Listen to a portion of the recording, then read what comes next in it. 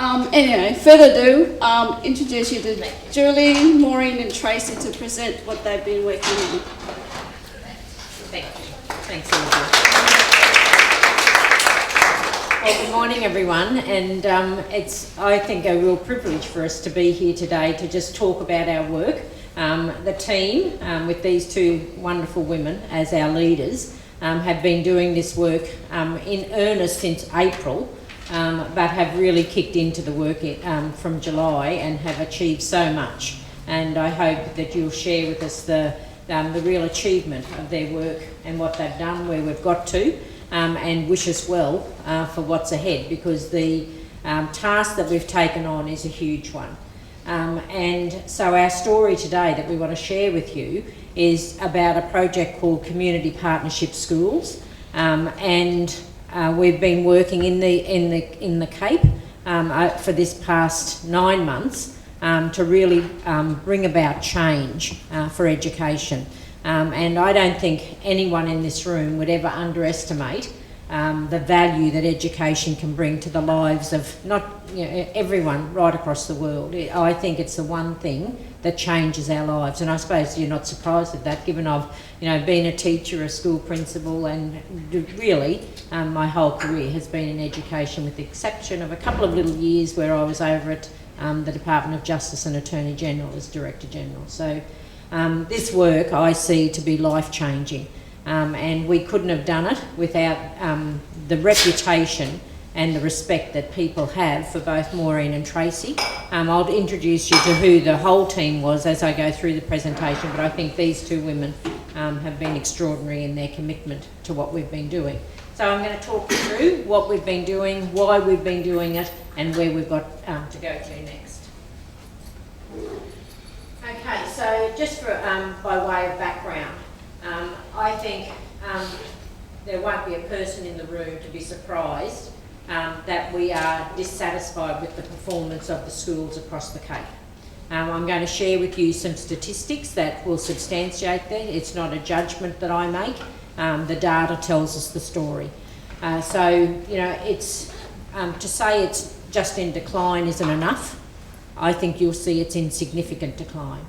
And it's not about money, because the funding for education as it is at its highest level in the whole of the history of governments providing money towards education. So it's not about that, it's about what we're doing with that money.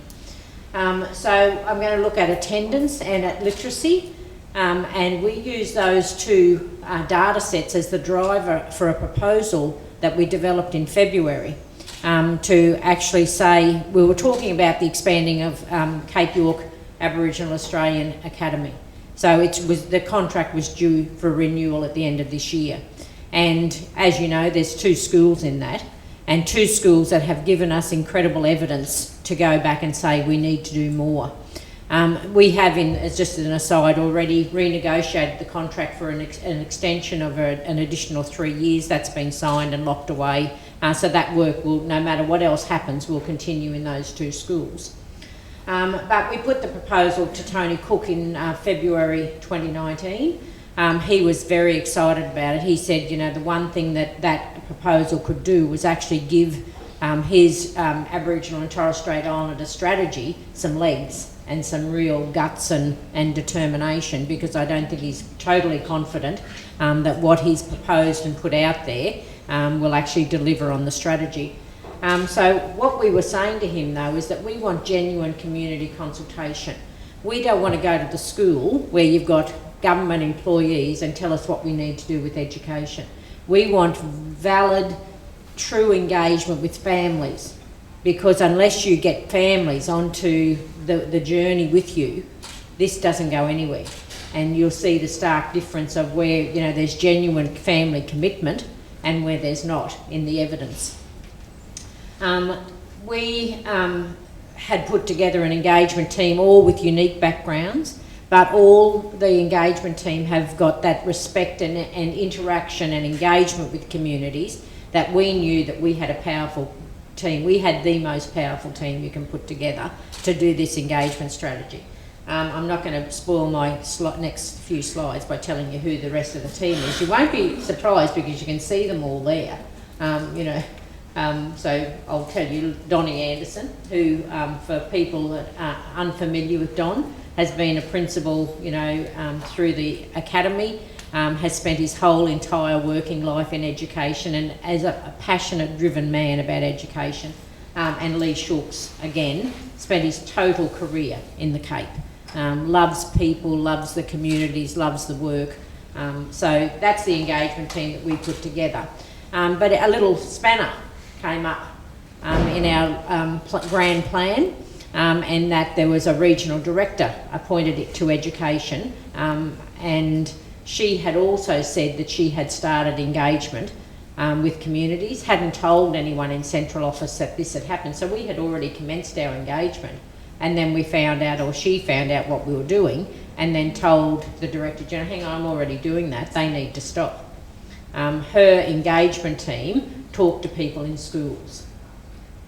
Okay, so in juxtaposition of what we were trying to do was go into family homes, sit in communities in meetings with people, and hear their version. We had this opposition, I guess, to what it is that we were doing. And it was about, control, it was about who runs it. And my point was that you can't have genuine community engagement when people already distrust government. That was the position we were taking. And of course, a position of, we want to be in control, was the other side. So to say, we did our best to work with the team, didn't we? Young fellows that would come in, I'll unravel a bit of that as we go on. But anyway, we have since then partnered with the department. So when I say we started in April, we then restarted in July with more people in our engagement team from the regional office. Thanks. Okay, so let's look at attendance. Okay, so this is where we're at now. And this is the whole of the Cape schools. So look where we're going. In 2019, 65%. Hopevale, Cowan is the yellow line, Hopevale the blue. Okay, now I'm going to give you some statistics, some actual figures from last term. So these are primary schools. Arakoon, the children attended 39.8%. Bamaga and Injinoo, combine them, 61.8. Lockhart, 61.2. Cowan, 81.7. Hopevale, 76.9. Woodjall, 61.8. Pomperau, Kowanyama, 61.6. Pomperau, 65.1. And Marpoon, 73. So what does that mean? So let's look at Arakoon, 39.8%. Being really basic about that, that means by the end of year 10, say it was 40%. Those children have attended enough school to be at year 4 level. Now extrapolate that out. 61% by the end of year 10, or about 60 year 6 plus 1 month. Is it good enough? And is that trend good enough? That you would have a resistance to change? That we can do this better? That's the message coming from the regional office.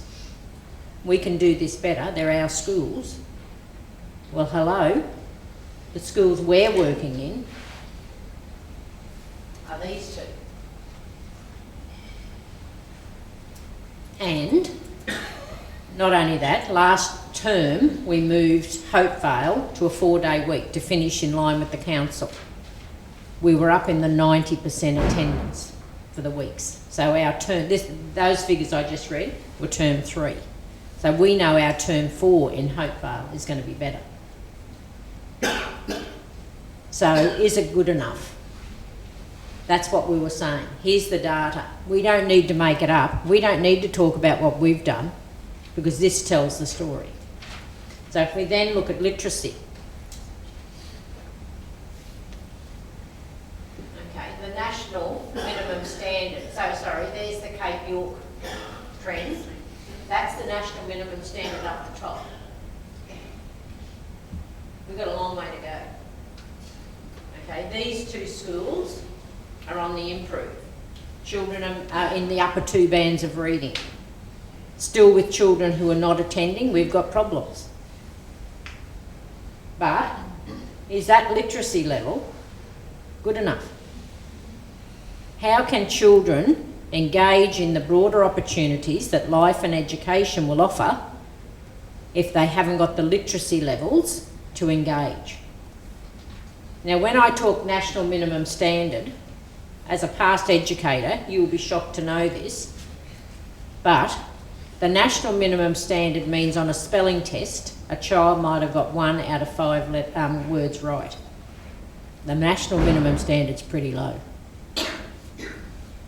So when you see all the media hype about NAPLAN, the National Literacy and Numeracy Testing, and you think, oh, national minimum standard, that means the kids are okay. It means they can just engage in the curriculum. It's not good enough. You know, we need children in what we call the upper two bands, performing highly. And we've got children in our programs that are doing that. Okay, so let's keep going. So this is what we believe contributes to that. We believe we've got disempowered communities where there's no voice for education from the community. There's no active engagement by the community into the school and having a say about what they expect, because education is seen to be the expert, and so, you know, the communities are feeling, well, you know, they know what they're doing. A lot of parents have not had a good education experience, so they don't have the confidence to contribute. But what the school is not doing in a lot of places is not educating parents to be involved. You know, does that mean that you should just accept that? Oh, well, the parents didn't get a good education experience, so, you know, they won't have a say. Isn't your responsibility to say, we need to help the parents to understand what it is that we're looking at here? You know, why it's important to send the children to school. Not just say you've got to send your kids to school. We all know that, but why? You know, because this is what's happening. This is their literacy levels aren't the right. We've got to help them to understand, to be, you know, the parent we need to be the partner in education. So our big thing is that we work with community and work together to actually say, you know, that we want you to be actively involved in your child's education. That we can't keep doing what we've always done, because if you look at the last point, education hasn't changed in the Cape in how many years? And where are we going? You know, the evidence tells us where we're going. And we can no longer accept that that's the right trajectory for us to continue on. So what we have been talking about, well, if that's a disempowered community, how do we reverse that? How do we actually do something different to get that change of direction? How do we get the voice to be a loud voice and a voice that presents to government to say, enough, enough.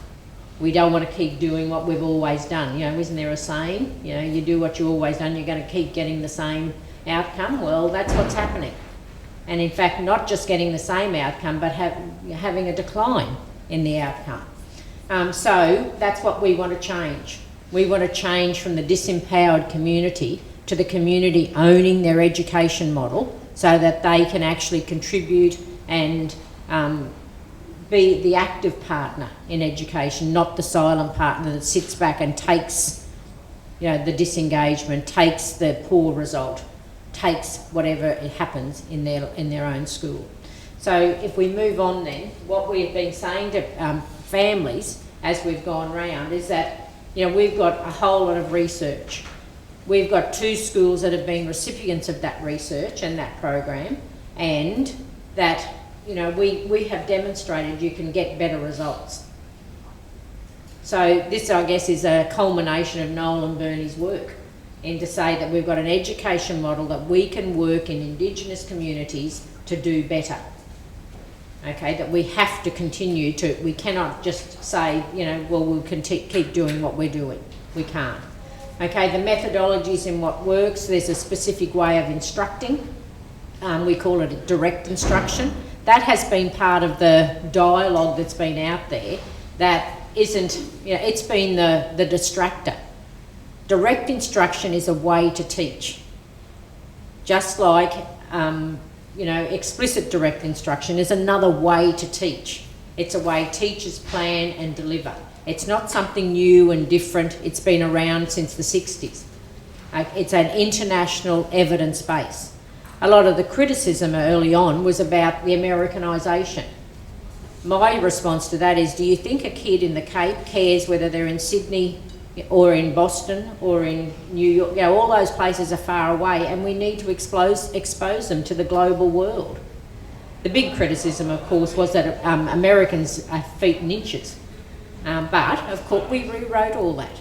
But people didn't want to hear it. They wanted to be the critic and the voice of criticism that detracted from the real work that was happening. Because whether that was an open political agenda, or whether, you know, some people said, oh, direct instruction, but they didn't know what it was. They took the rhetoric of others and adopted it as their own. So that there has been criticism of this work, a very ill-informed criticism that hasn't ever looked at evidence-based, but has been based on what a particular person has said, or the rhetoric of you know, a different advocate for a different way to teach. But all direct instruction is a way to teach children. So it's about saying, you know, repeat, you know, so kids are repeating what's said, that there's evidence that says kids have to hear something 28 times before it actually sinks in. So there's, you know, lessons in the way they're taught is that it hasn't got a whole lot of reintroduction of new work, but you know, 80% of the lesson might be building on what you already know and then adding on new things, so that it's not just, you know, rote learning. There's actually evidence-based support behind these programs that say why they work. And we know they work because the evidence tells us so. So this whole work is about how well teachers teach. And the premise is that effective teaching is the cornerstone of all our work. And that is particularly part of the big training support that we provide to the schools. That's that ongoing support. We look at culture and club. For example, the history is still Australian curriculum. Everything that we do is Australian curriculum, but we contextualise it to have an Indigenous flavour. So that we talk about homelands of Hobart, we talk about the homelands of Cohen. So that when they're talking about the history of, you know, their part of the world, they're contextualising it. Their culture, their language, you know, about our language programs in Hopevale. Children learn not Japanese, French or Spanish, that, you know, as their language other than English, which is one of the curriculum areas. They learn their own language. So we don't in Cohen, because there's a contest, not a contest, but there's a whole lot of different clan groups that Maureen can talk about and try and explain, because it's very complex about the language in Cohen. So anyway, all this work has got a very deep evidence and research base to it. So before we go on, so there's what I want to, if there's questions as we go, please feel free to, you know, just stop and ask. So what the girls have been going out and talking to communities about is saying, and I welcome Lee, our third team member. I did explain that you were with us. But what they've been talking about is saying to parents, what do you want from education? You know, what do you want from the culture? You know, from the culture aspect. So Maureen and Tracy, do you just want to talk about the survey we conducted, so that we can lead people to see that they need to do things differently, that there is options out there, and what the surveys have told us about the different ways we do things. So Maureen, do you want to start? copy of the survey, but when we went out, we just had a one-page survey on the community or the family's thoughts on education, and it was under this 6Cs class, which was in the classroom, what is being taught in the classroom, and how the culture within the community, what do you want being taught within the culture? Do you want the culture being taught in the schools? Because what was happening is the families were looking at the attendance and how their engagement is in the communities, and the cultural side was really high up there on the list, as you will probably see later on. Do we have that on the data? The outcomes of all the surveys, you will see that there has the survey, the data that comes back. We explained the civic and childhood, but have not really touched on that because it's still in, what's the word, development stage. But the community, culture, class and club, we really worked on with the communities and explained, and how we did it with the team is, and it was a team that when we went out, it's each community and how we delivered it. I didn't go into Arakoon because that's Tracy's and Lee's. Lee taught there for how many years? 10 years, yeah. Yes. And so we stepped back in who was doing who and who was delivering each of the surveys. So that was the best thing about our team. We knew who to go in, who to step back, and the overlaps. And I think that's why the outcome of it all, we got really great outcomes from each of the communities. So we knew where we could go in, where we could step back and not overlap on each other's expertise and our knowledge. But I think later on it would really come out in those surveys. I don't know if Tracy wanted to. Okay, I'll give you that so you can see. But yes, you'll see that what we were saying to families is, do you want a change in your education model? Do you want to have a full service model where we don't just we've got a plan about what it is you do, that we teach you and focus on literacy and numeracy, a very strong focus. We do extra hours on literacy and numeracy. Do you want your culture reflected into the curriculum, into the Australian curriculum, contextualised to your area? The clubs, making sure that community were involved in the music. The music has been an incredible thing. There's no other school in the Cape that do music and band other than Cowan and Hopevale. We kept Arakoon in for as long as we could, but it's been diminishing their involvement. But, do you want those sorts of opportunities for your children? And who doesn't want those opportunities for children? Who doesn't want that? Childhood, when we were doing the evidence research on what we're doing, John Hattie, who's a very well-known educator, he's a professor at Melbourne University, he told us that we're making incredible progress in our schools in literacy and numeracy, but you've got to start younger because our children are coming to school with a greater level of disadvantage than in other places. He said you've got to get into the childhood. So we want to work in the kindergartens to actually do oral language so that children can recognise their name, they can recognise a letter, they can hold their scissors properly, that they can recognise colours, all the sorts of things that you need children to come to school with. We need to work in the early childhood sector to make sure we get that happening. Civics is under development, but it's about, what does it mean to be a good citizen, and, how can you contribute? What does it look like, the government of Australia? They have the visits to Parliament House and to Brisbane and all that, but what does it mean to actually be a good citizen? And the community one is about attendance. How do we work with you to make sure your children come to school, and so that they're not on their own?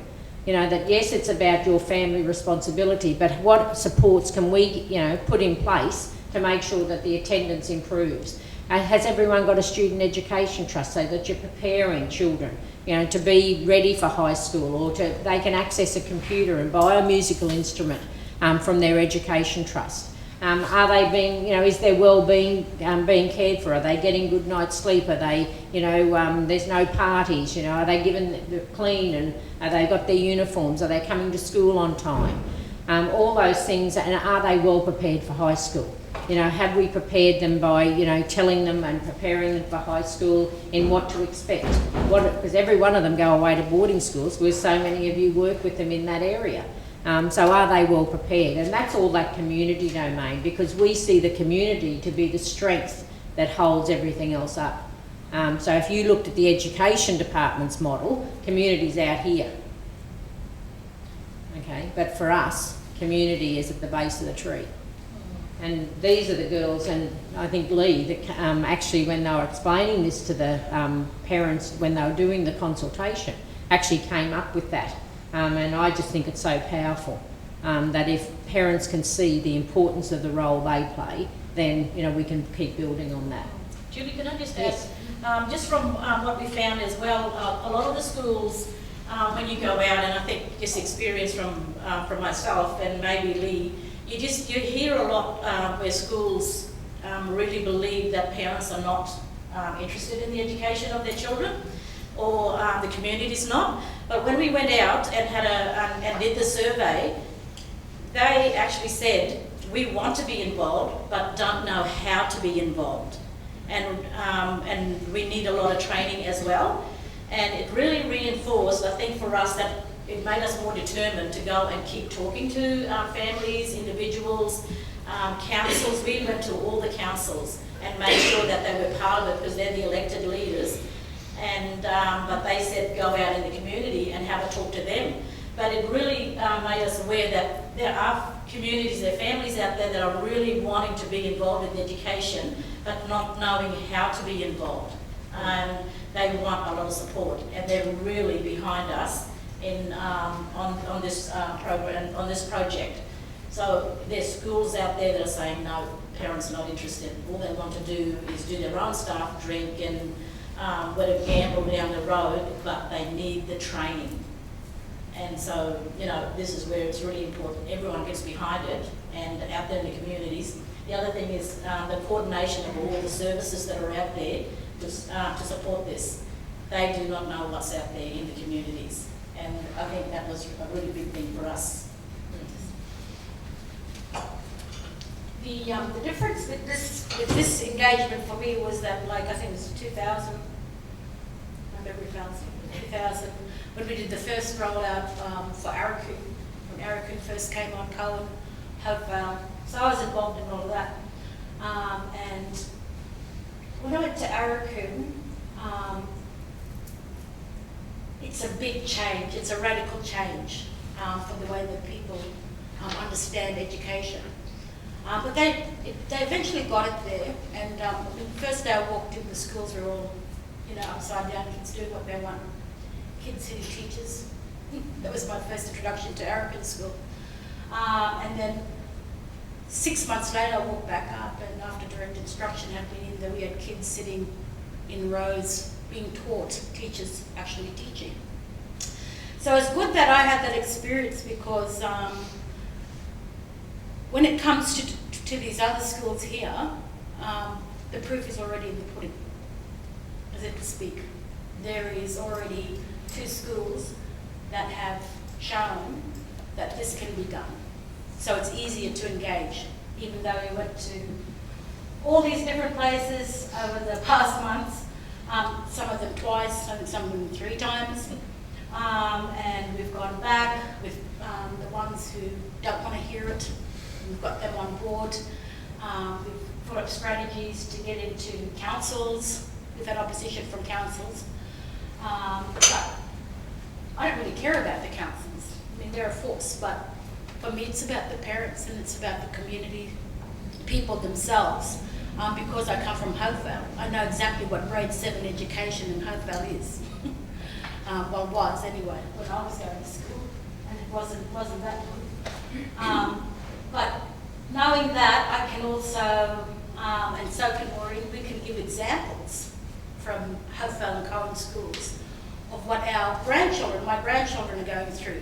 So I've got grandchildren in Hopevale, so I can relate this to them at a community level and say, well, you know, I felt very scared for my granddaughter that she wouldn't be able to compete in the mainstream when she goes to boarding school because of the level of literacy she was receiving at the time. But ever since the academy came in, you know, she's in grade 3, reading at a grade 7 level. And then the parents will go, oh, really? Well, we want that opportunity too. And then I'll show them the glossy magazine that a lot of the, see people link it it straight to welfare reform. They go, oh, get your nice glossy magazine. I always tell them, our photos in the back of that. Don't put that magazine down. But yeah, I said, don't do that. But you can show them the photos of the children playing, you know, saxophones and clarinets and being involved in all this sort of thing, and you know, in culture as well, for the language. So it's giving them a snapshot of what is achievable for their child, what their child can achieve. You know, at the moment, one of the comments from the NPA was, all our children are doing is going to a zoo every day, because they're not learning anything. They're coming home and they haven't learned a thing. So that was, and with this fantastic team, we call ourselves the A-team, yes, with the 2 principals and the two bosses. You keep them in line, I think. So I usually talk to the team when they're out in the field every night, and my God, you know, that how those women kept those men in line, I'll never know. Yes. Couple of things. You might say, well, how do you involve the community? So in Cowan and Hopevale, each teacher has a roster of when a parent's expected in the classroom. Yeah, they won't always turn up, but it's about parents being able to observe and being given the opportunity to be in the classroom. Another point that just came to mind while the girls were speaking, Lee had a run-in with a principal of one of these schools who feels that we're trying to take her job. Well, his response, you know, this is where your kids are. Do you think you're doing a good job? You know, and we were actually instructed not to talk to the schools because that wasn't our thing. We didn't want to talk to the schools. We didn't want to know what the principals think that are, you know, working with these. We wanted to talk to the parents. The department's job was to talk to the principals. But of course, remember I said at the beginning, there's been pushback and whatnot. You know, we've got principals organising breakfasts to have people sign petitions that don't have children at their school. But we've got all sorts of things happening because they see it's their job. Who gives it, you know, the kids that, you know, care about the children? You know, so it's about, you know, we've got to manage all that, and that's what we've done. But, you know, to say it's been easy, it hasn't, because there's things come at us, you know, all the time as we go along. Yeah. Okay. What do the principals say when you say, well, are you doing a good job? And everyone knows. Well, Lee had the conversation. You know, I don't think she could answer, could she? You know, when you said to that principal, you know, this is the job you're doing, she didn't answer. Now, if you've got a principal who's been in the school for over 10 years and the school's going backwards daily, weekly, and you know the school data, it's public now, my school, any of you can look at where your kids go to school, where your grandkids, where your nieces and nephews go to school, you can see. You can see how it's tracking. So you know how the school is going. And when you see a school that's going backwards in enrolment, in attendance and in academic outcomes, it's clear, what are you doing? And the adage that Julie used before, if you keep doing what you're doing, then you can't expect any change. We're saying you've got to change some things. The major change we did and reform we did in Hopevale and Cowan was the model of teaching, the pedagogy, the way we teach. That's the first thing we changed. The second thing we changed was the content of what we teach in different areas, including adding to our program an extended program that any kid in Australia can get access to, a music program, a proper phys ed program, etc., etc. So this school was just going backwards, and I remember going there as a young teacher from Warrabinda. I was teaching at Warrabinda and got sent up to this school for a week to have a look, and it was 120 kids at the school. There's now less than 40 at that school. Some of you will know who the school is probably by now. But it's just obvious that the school is not performing to the expectation of the community. But the community don't know the way to have a voice around that. The community don't have a way of actually articulating what that is. I tell you what the other half of the community do, which was not Indigenous, they took their kids to another school. Yeah, I was going to say that. There's no non-Indigenous children in that school because the parents have taken them out, but they're the ones who are petitioning against. So, you know, the answer to the question of the lady in the front about how do you have the conversation, there's only one way you can do that. probably the same in your jobs. No, I want to know what the principal said. When Oh, the when principal you said. do you Well, you know what they do? You know what they do? What do they say? I'll tell you what they do. The first thing they do is blame the victim. They blame the kids. Yeah, right. The second thing they do is blame the parents. Yeah. The third thing they do is blame everyone else. Instead of going home and looking in the mirror and actually looking at where the real issue is. So the bottom line is, you can't explain failure. Not when you've been presiding over that school as a school leader for more than 10 years. You cannot excuse that, you can't explain that. Yeah. Okay, so the purpose of the proposal, I think it's pretty clear we wanted the community voice. We said that we'd do it, the engagement phase, a co-design phase, and then an implementation phase. So we haven't quite achieved that, but there's various reasons why. We certainly did the consultation engagement, we certainly did the co-design where we had a planning forum here, and I'll go into that in a minute. The implementation we've renegotiated, and I'll come to that as well. So that was the initial purpose of our plan. And here is the face of excellence. Yeah, this is my A team.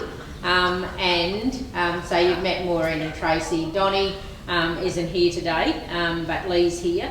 And the relationships, the people this team knew was incomparable. You could never. You wanted to, they tell you to move it on. I was going to start commenting and singing their praises. So our team, what I call, were authentic leaders in their communities through what they've done in the communities, what they've actually contributed to. And all of them have a reputation in the Cape. The number of people that came to our planning forum in September that brought photos of Lee as a chubby young teacher. I just had had hair. It was a real hoot. That they had taught the people here that were here as parents. He had people here that were his teacher aides when he was in the classrooms. It was just so heartwarming to see the relationships, and we had the best planning forum, not because of the way it was organised and it was very well prepared, I can tell you, but it was because of the team had built the relationships with the people that were here, and had that respect. You could just see the respect between the team and what was happening. So I'll keep going. Can you just go back, Audrey, just for one? Okay, so when they were in the group, Maureen's already alluded to, when they were in the communities, they made sure they met every community group. They met most councils. Some councils wouldn't meet. They're prepared to accept that education in their place doesn't need to change. Well, if they might think that, but their parents will tell them another story. They conducted surveys, they organised breakfast barbecues, they did everything, did whatever it took to make sure that they had genuine engagement in each of the communities. Okay. So the surveys it was constructed by a company called Impaxia. So we didn't just design the survey. And of course we had the education department here as well when we took them through the survey, how it was designed, why it was designed in a certain way. But of course now they're saying, well, the survey is invalid because we conducted it. But anyway, what it did, it covered these 5 areas. The value that parents place on education. What learning opportunities they wanted. So the first one was about what they personally valued, what they wanted for their children. Did they want a full service model? Did they want a change in what was happening in their community? Whether they want more involvement to help their children and to improve the education, and what understanding they had about a full service model. So that was the job of the team, to flesh that out with people as they went through. Okay, so I've talked about impacts. We conducted 392 surveys in the communities. We well canvassed the communities, to understand what it is that they wanted. Clearly, when you see the results of the surveys, there is an overwhelming mood for change. Okay, we have to continue to drive this, and we have to do it on their behalf. And it was in every objective. So all those 5 areas that we talked about that when we went and did the surveys, overwhelming support for change in each one of those. So look at these figures.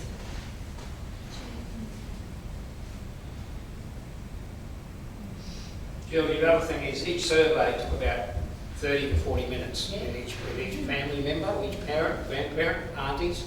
So yeah, this wasn't a tick and flick. It was 30 to 40 minute exercise. And it was Jen explaining, like one of the things, the criticism from the department has been that our people talked people through the survey. Well, you know, how do people, you've got to respect that they want to know more, and you can't just rush these things. You don't just want to say, yeah, is that what you mean? Yeah. That's not genuine consultation. We, right from the word go, remember I talked about the genuine consultation? Well, this is what we were saying. You know, we're prepared to sit with you 40 minutes, an hour. You know, if that's what it took. I think everybody seemed to think in some of these communities that, okay, there's a team of people coming in to do another survey. But surveyed out. It actually, I started to see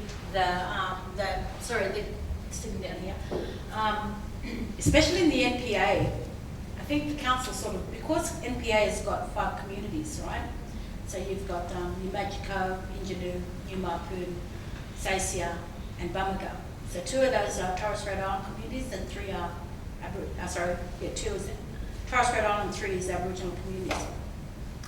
And they're run by an amalgamated council, which makes it very complex because you've now got 2 different traditions, 2 different cultures in this one northern peninsula area.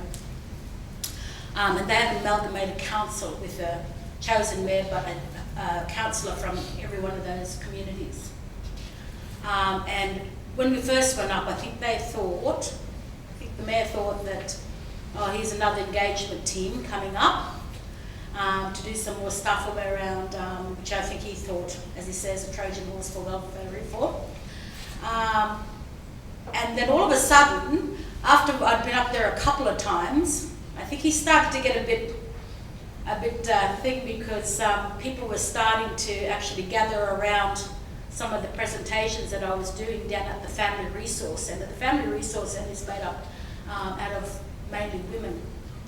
We've got about 140 employees there, and they've got about 95% Indigenous employment within that Family Resource Centre, and they're almost like a shadow opposition of the council, and they're very strong, educated young women, and they run a lot of things out of Bamaga for the NPA area, for the Northern Peninsula area.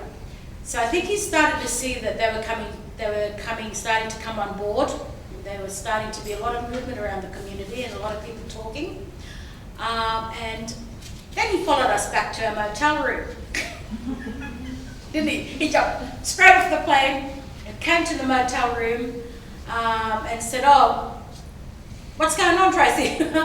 "Oh, where did he come from?" But people actually started to come back to our room to sit down, not only there, but also around some of the other communities. People actually starting to come to us, which is, in my experience in community engagement, which is, unless there's money involved, that's a very strange thing to occur. So it must, to me, that interprets as genuine need for things to change in a very big way. So it's just little things like that you watch in the dynamics, community dynamics of what is occurring, and you go, oh, okay, seeing that he's coming down to our motel room, he must be in a bit of a fluster. So, we gave them, and then one of my cousins turned up, and we gave them the glossy magazines, and we sort of had to talk to them, but some people will never come on board because they're so anti-welfare reform. They connect everything we do in education, no matter what you tell them, to welfare reform. And the bottom line is, some of them will say, we support you, but we don't support reform. Well, if you support me, you need to support educational reform because it's completely different to what you're thinking. So it's about community politics, community dynamics, and managing all that type of kickback from communities. Hard thing to do. It is. Yeah, but you can see that the results support that mood for change. So I'm just conscious of the time. So in September, Palmer Futures, through CYP, funded us to hold a planning forum with representatives from the communities. There was a lot of sorry business that week in some of the communities, but we had the representatives from the 6 communities that were there. James was an enormous help and helped facilitate, always helped do work in Bamaga, but he's also helped facilitate our planning forum. So the sessions were just excellent, and we used key questions to walk people through so that they can start to develop what it is that they want as their education model. Because people can think, yes, we want this, this and this, but we need to start thinking in a cohesive way that we can then present this to government. So this was the first step of that, where people came together, they played back, they had whole group work, they had community group work. We had the artists that came through and rather than write lots of words for every community, we actually captured the graphics of that, and the communities took that back with them so they could put it in a prominent place in their community. And of course what we couldn't do is have everyone there, so out the team went again, and then they conducted mini workshops in the locations of where people couldn't attend, so that we could make sure that we covered off meeting with every community, so that we started them thinking about, well, what does an education model look like? Because that's the next stage, obviously. It's good to engage and talk about what it is, but let's get it into a cohesive plan of what we need to do. So we use key questions to define and to lead people through so they could articulate what it was that they wanted for their community. That worked a lot in Kawanyama. Actually, the girl who was assisting us, the lady up there who was assisting us, she used the one from Kawanyama to interpret to people around the community, and everybody wanted one. They wanted to see what this vision looked like, and visual appeal is what people wanted. Yeah, so and actually, 60 copies of the little ones, and she took them all around, and that still was not enough. No, and what we did, so Cow and Yarns, for example, was here, but it took this whole wall. They were huge, big rolls of paper that they wrapped up, and we put them in little tubes and sent them home with them. Because that's how they could then talk to people, gather people together, and let's talk about this. What is it we want? Because that was their job. After the planning forum, the conversation had to continue, and it couldn't rely on our team to keep doing that. So the team then have been back into each community conducting mini forums, still getting all that information in. So just quickly through the sessions, what we did, this is how we work people through. So we actually structured every session in whole groups or in group. What do we mean by both worlds? What's a full service model look like? What does it look like now? What's the results? And we shared that data with people, and people they're confronted by that. And what is it that their family said, and how does our model work? And so these are just, as we go through, you'll see some forum participants working in the groups. So keep going, Audrey. So session 2, empowering, what's the role of the school? So that parents could understand, well, what do we expect? What do we want from the school? And what they wanted was more opportunities to be actually in the school. So we worked through that. What parts of the model did they want to see in their community? Obviously they want the class, they want the culture, their own cultures reflected in the curriculum. They want the community to be part of it. How do we empower the communities to lead? How do we go back and share the blueprint? So we walked them through the whole process of what it was. And then, of course, what do we do next? And the next step is the last bit that I'll come to. I'm going to flick through this because I'm very conscious. I'm nearly out of time. Or I keep going? Okay. So one of the things that's really important is how do we give that voice, a formal voice, to people in the communities. And what we're proposing is that we cluster schools together. Okay, so the NPA, they already are, clustered together. So but if we work in this area here, and we work in that area there, having an eastern, a western and a northern academy where people can be clustered to work cooperatively together, we thought is a good way to start not just building the capacity of Cape York in education. Okay, all of you people do work building capacity in a whole lot of different areas, but we're talking about education here. So how do we group people to do that? So we did that map. And then how do we then have a structure that gives them a voice? And of course, what we've said is that the Department of Education runs the schools, the accountable. The feedback that I got on this is that you can't have good to great on the same level as, that's what the feedback was from government. And I thought, if that's your only feedback about giving people a voice, I'm really worried now, but anyway. Then you have a partnership schools council. So the 3 academies, if you could call them that, as full service models, in these clusters, they then have representatives at a school council, partnership schools council level, and then they have access to the Director General through that higher level. So this is, each school would have what we call a community engagement opportunity, where they actually meet with the community, not a P&C. It doesn't work in our communities. But if you every month or once a term met with the community just like this and said, okay, how did we go? How did we go this term? What's our attendance? You know, what's our literacy levels? Share the data, give them the information. How do we, well, that attendance is not very good. What are we going to do about it? Involve the community in the solutions. So at this level, everyone has their local community school improvement partnership where they meet once a term. Each one of these nominate representatives that would go and look at the whole academy. So each school might have someone that sits here and looks at the whole cluster. How well are they doing? You know, what's worked over here in Kowanyama, but why isn't it working in Marpoon? Then each of those representatives sends someone to the Partnership Council who meet with the regional director, and they look at the whole performance here. Okay, share what's really going well, share what's not working. What are you doing in Arakoon that we could do in Kowanyama? Or what are you doing in Marpoon that we could do somewhere else? And then, from that Partnership Schools Council, they elect representatives to meet with the Director General, so that there's a high level supervision and oversight of what's happening in the Cape York education strategy. So we've presented this to the department as a way forward.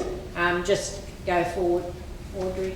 So that's just it presented in another way. But one other thing we were hoping to do, and you know this is under negotiation, is then do we bring the community people, not the representatives only, but bring parents like that planning forum we had. They loved having their voice heard, didn't they? You know, it was such a great forum because, you know, people that never thought their voice would be heard, you know, were given that opportunity. So do you then build that in? So you bring people from all over the Cape building that capability as an opportunity. So whilst we're not saying, you know, that we'd die in the ditch on it, I just think it would be a great thing to do. These are at the representation. You know, we had to articulate, well, who do we see there? But we see that high level being the Director General and no substitute. Because if you're going to have, you know, a real reform and such an important strategy for a whole geographical area, then we want that high level representation. So that just keeps going down about who you would have, who would be involved, making sure that the voice of the people is heard in the governance. Okay, so we ended our planning forum with this statement. So from that statement then, I'm going to give you a minute to read it because it's a pretty powerful statement.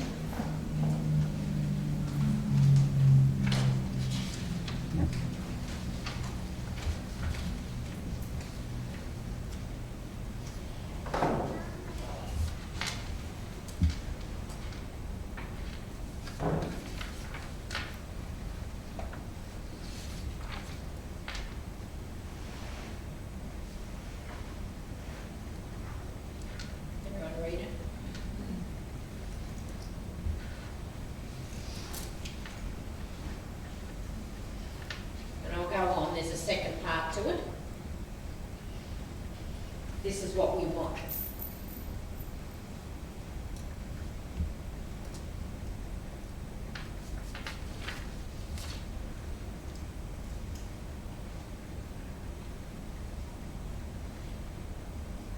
And that statement could be from any of us. Why aren't these parents being given this opportunity? Is there anything in there that you think, oh, we can't do that?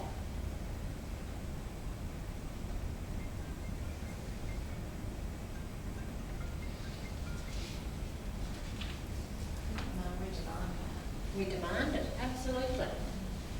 We want their voice to demand it.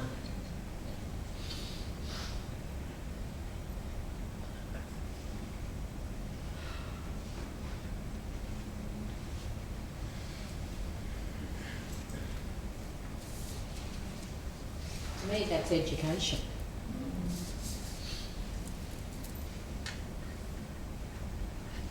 Okay, so I've talked about that, where the group have gone back into the communities, making sure that every community has had the opportunity of the planning forum, to make sure that they're aware of the resolutions and what was happening, and to make sure they're aware of what comes next.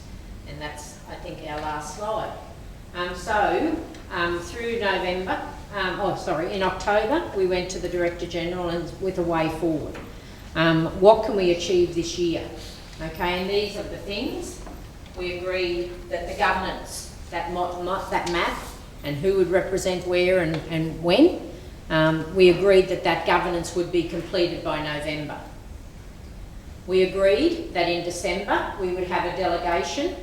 We thought a negotiation table where the government representatives would come to Cairns, but it was pretty clear that it might be difficult timing, it might be whatever. Mayor Desmond Taylor from Wujal, we assisted with the construction of a letter to seek meetings with the Premier, with the Deputy Premier and the Minister for Education from a delegation from Cape York. And that has been confirmed now for the Wednesday the 18th of December. We haven't got the Premier. We're desperate to get, we've definitely locked in Minister Grace. So that's the December timeline. Through semester 1 next year, we're to work with 4 communities to develop what we call an education model. What do they want their provision to look like? And it's not about new teachers necessarily, because it's about doing the work differently. When you look at case management, for example, we do our work with Cohen and Hopevale. When you look at Arakoon, I think, and IAA gave us the figures, it might have been something like $1 million over 3 years. It's more than that. But they're investing $1 million, say, and they're getting 39% attendance. It's not about more money. It's about changing what you're doing. Okay, so some of it isn't about new money. Some of it will be minimal. We need to expand the sets, for example. We want more money so that we can go out into different communities and get them all signed up. They said you need to work with 4 communities to develop the education model. Well, don't be so, you'll just keep going. Wujal, Marpoon, Arakoon and Kowanyama, the first 4 off the block, and our team will be in those communities next semester, working through with the community, and that's the big thing. We've got to agree on the process on how to do that, and given the contribution from the department so far, we'll be doing all the work, but we're happy to do the work because we believe in this work. They will then commence their education model in 2020, semester 2, 2020. Okay, so it's not ideal to have changes mid-year, but we will do it. Okay, and then while that's happening, we will then work with the other 4 communities to have their education model done. So then we'll work with Bamaga, with Injinoo, Lockhart River and Pomperau to say, what is it you want? And hopefully by then, the momentum that's been built throughout this whole project will be such that, I think it's getting legs of its own. I don't know if I'm just being delusional or hopeful, But I think that, you know, the community people are really getting on board. What's happening on the 18th of December, we've got 31, 32, and 31. Yeah, Maureen forgot to add herself. I had added her. She thought she'd forgotten, but I had added We her. only started off with 20, but... Yeah, we've got 4 yes, mayors, yeah. 2 councillors, you know, people in communities, deputy mayors, 6 councillors. Actually, mayors coming down now. Yeah, yeah. So, you know, they're shocked at the high level representation, but to me it says we're serious. And it's from across every community. Every community. Every community, Cape York. Yes, so every one of those Don't have communities. powerhouse. Yeah. So every one of those communities we talked about, including Bamaga's 5 communities, Yep. will have that representation when they go down to Brisbane. And that, of course, whereas we were hoping the negotiation table would be here, then that's obviously being conducted in a different way, but we believe we'll get the same result. You know, if we need to work with the politicians, we'll work with the politicians. We'll cut out the public servants and keep progressing. But it's their authority, and that's why it's so important we get Jackie Tradd, because as the Treasurer, we need her to know, you know, and have her voice heard at the Cabinet table, because all this work will end up at the Cabinet table. And we need as many of that Cabinet to be on board as possible to make sure that this keeps going and doesn't lose the momentum. Because, you know, what I think, Lee, you said, you know, this is a culmination of the work you've been doing for, you know, 40 years to come together to really do some, you know, good change and some sustained change into the communities of Cape York with regard to education. So I see our work as really paralleling the work you've been doing in so many other areas, and we're just alongside you with that focus on education. And I think what we've got as our advantage is the emotion that gets attached to education, and children. You know, you can't ever go beyond that. We want the best for our children, and that's why I think we are having that success and having that momentum and the engagement from people is because it's children are involved, and we always know that, you know, that's what we're here for, to look after the next generation and make sure what they have is better than what we have. And certainly in the case of these communities, that's a no-brainer. Yes. And feel free to ask questions of any of the team as well. I just, more than just, I guess, questions how the CDP can support, not only in our communities, but in all the communities you work in, because we've got a big push on school attendance. Yep. And the RSAS is run basically in conjunction with us, and I think in Paragon, I think it's 3 million they got. Yes, I was thinking 3, but I thought, well, I don't want to overestimate. And it's so badly delivered Yeah. and managed, and We I think have there's a worked better way through. we could Yes. So I just want to make that. Yes, and that's the point, about where is that, what do we have to do, you know, how do we make it better? And, you know, it's not an employment program, it's an attendance program, and, you know, how do we make sure that that's the emphasis? With the strategies, you know, have they got a great strategy that they have to deliver on? You know, And most of our people are parents, you know, are Yes. kids. Yes. You can lock up River, we're using the CDP, Yep. Cape York Employment Area for, we're conducting a lot of our surveys, that they're assisting us there, weren't they? Yeah. So we're Well, we've had utilising- very good Yes. support from CYP elements in all the communities, you know, use of buildings, come and use this room, you know, because obviously we didn't want to be in the school, because we didn't want the school to be the focus of, you know, that's who we're talking to. We want to talk to community and get your opinion. But there were passionate families in there, like individuals, that said, you know, we really want the training. They've had training in the past, but they stopped and they want to continue. But it's just amazing, the stories that you hear. And because of our team, we can really actually come back and debrief, give Julie a call, do a lot of debrief within ourselves, because the stories that we hear, some of it is really sad. It's horrific. We've had to link up with some of the outside services, like mental health, because some of the communities we found that even before parents consider education for their children.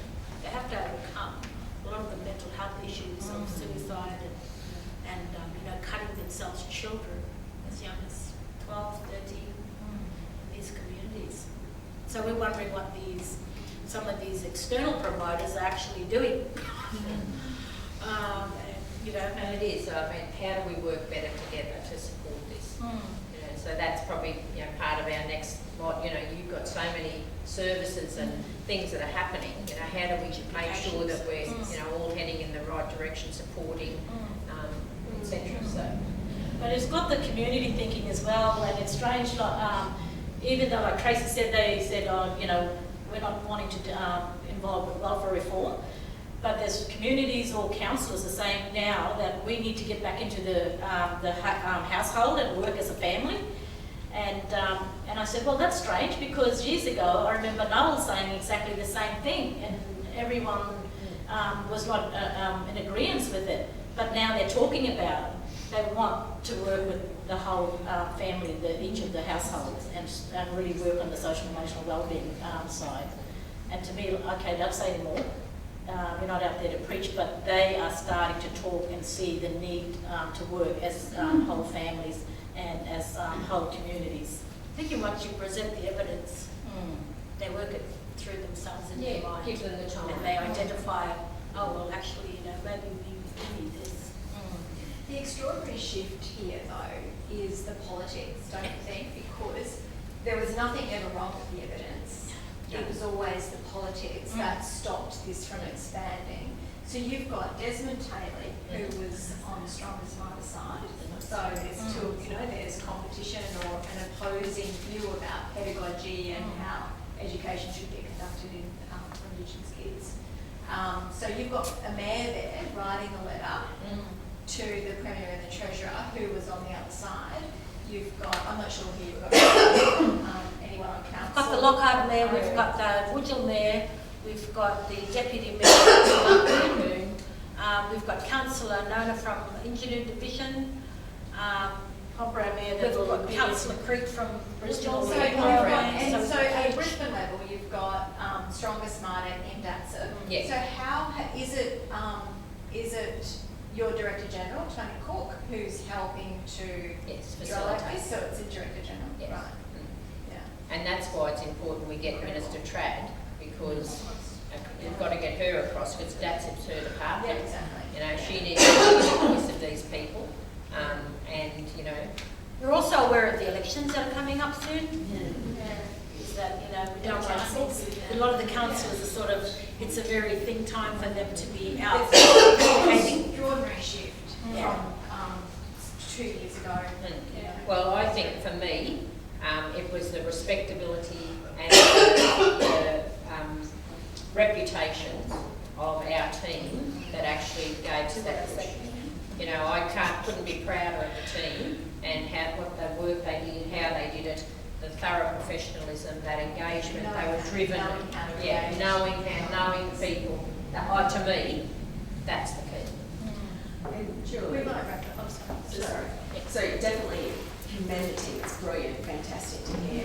I think what's really important too, so it's that, right, the credibility, the connections, and to do that. And one of the other things is when our people are actually given the data, right, and the opportunity to come, I think that's a really significant piece. It's a significant piece in common futures and everything else as well.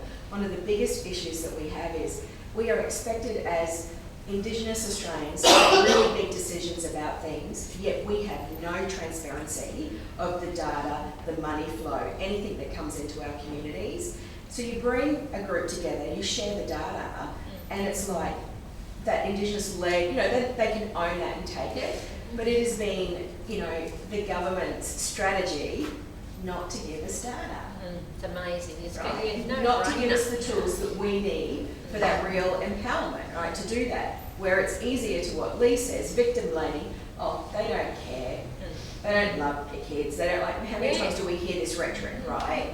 But actually, the power of bringing together all of that, but you guys presenting this data on the real facts of where their school is.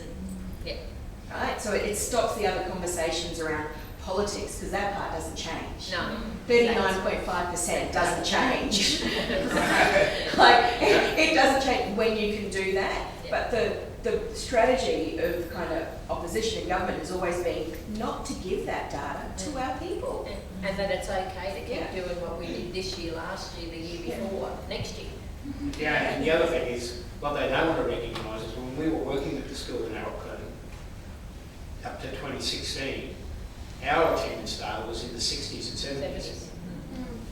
This is the 30s. This is, when Julie talks about 39%, but one thing you've got to realise, guys, it's not the same 39% every day. So it's a different group of kids. There'd be a core of that.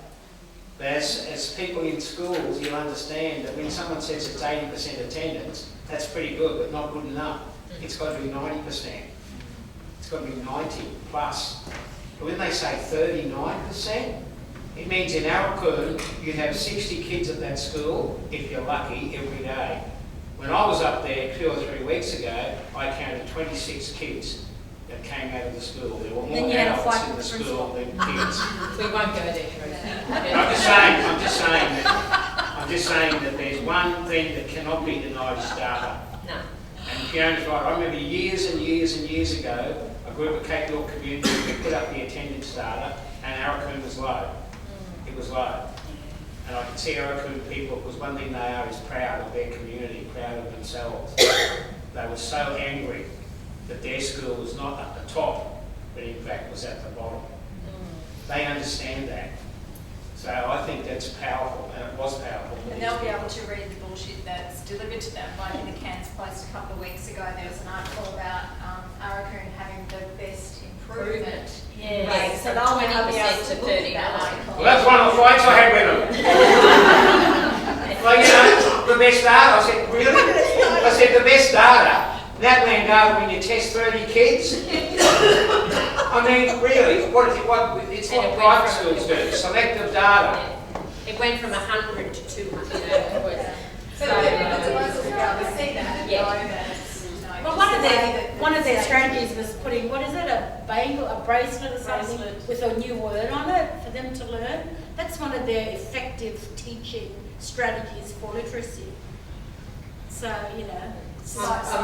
yeah. So Kerry, they have put 10 more teachers We've in there. started him now. Wasn't me, sorry. All right, get the water hose. Yeah, they've got an additional 10 teachers. Yeah. Oh, well, Yes. Yeah. So 10 teachers additional Yeah. for the 60 kids that turn up. that's to help get the kids up to the road. Yeah. So just to finish off, before the delegation goes on the 18th, they'll come into Cairns on the Monday. On the Tuesday morning, we'll have a workshop here, share the data, be very clear, so everyone goes well informed to the delegation. You can't tell people what to say, but getting them to think about their key messages. Tuesday afternoon, they'll travel to Brisbane. Wednesday, have to do the delegation and come home Thursday. So it's a huge commitment from 31 people at this time of year, so they're all little ticks for me that say we believe in what we're doing and we want it to be better. I appreciate that. I'm conscious of the time, but happy to take any desperate questions after. I'll stay and mingle if you like. Thanks, Jo. One question, and you don't have to answer it, but I found this statistics quite confronting, and directly in relation not only to mental health but physical health. There must be a direct correlation to poorer health Of course outcomes. there is. Yes, Oh, and gosh, more yes. yes. Because I worked in both education, taught for 25 years, then went across into social emotional wellbeing within over 10 years. She's seen it from both I've seen it sides. from both sides. It's And the It's major amazing. external health government amazing. in communities are where you get the most information. There's no sharing of information. No. No. All It's the the, little coord- silos. the coordination of the services in the communities is none. Because I worked in DATSA for about 5 years and negotiated all the negotiating tables around the Cape. I knew the services. So within Cohen, I was able to do that just for Cohen and started off the negotiation tables or the partnership And so meetings. what I'm taking But no. away for me as a nurse, I'm currently out at DJ College, is that there's less health literacy despite more and more funding No, there's for more and not, more no. programs. So there's actually less access. Yeah, and less- yes, it is. Like you go to one community, there's all these services in health and mental, social emotional. They do not go out in the communities at all. And yet this community has got huge issues, you know, the self-harms and everything, and yet there's no one there. There's nowhere to go to. And I know that community have these services in every single community. Okay, thank you Julie, Maureen, Lenny and Tracy for a great presentation. Thank you all for coming, especially our people from our sister orgs, Land Council. Thank you for being here, and Upland and everybody else here. To get to the Kerry and her team have been so nice. They have put on a spread for morning tea, so you're welcome to stay and have morning tea with the comms team. They did the most deadliest table there too.